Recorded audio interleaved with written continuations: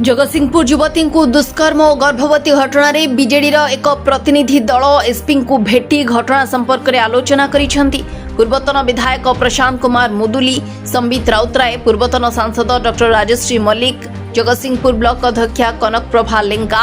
जिला परिषद अध्यक्ष मनोज कुमार भोई प्रमुख 7 जणिया प्रतिनिधि दल संध्यारे जगतसिंहपुर एसपी को भेटी गणदुष्कर्मर शिकार होई गर्भवती होइथिबा पीड़िता को न्याय और सुरक्षा प्रदान,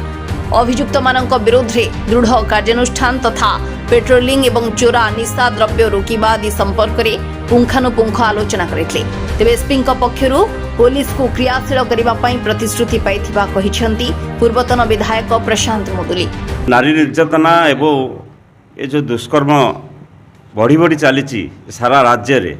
सेतरे जगतसिंहपुर भली गोटे सचेतन जिला सामिल हो जगतसिंहपुरवासी मुंड तलू कर देछि। चांदगा मजूरी केस पर गणधर्षण केस पर तीर्तोलर जो काठगड़ पंचायत जो घटना घटी एवं निरीहा झीटी को जो माने एभली दुष्कर्म करी गर्भवती करिसेंती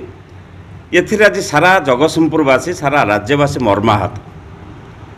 एवं एथिपाई आमर नेता नवीन बाबू निर्देश रे आमे आसीथिलु। आमर पूर्वतन सांसद राजश्री मल्लिक एवं पारादीपर पूर्वतन विधायक संबित बाबू एवं आमर चेयरमैन जिला परिषद प्रेसिडेंट समस्त थी आज एसपी की भेटी थलु से विषय दाबी करने ये घटना हवा पर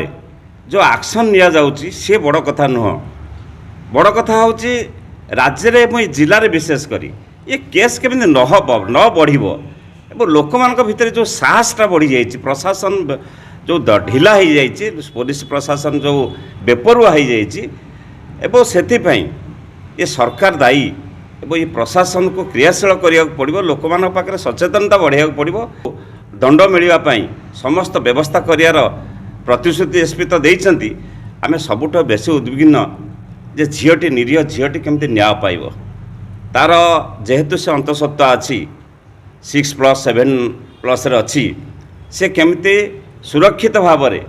माँ एवं पिला सुरक्षित भाव में समय केमती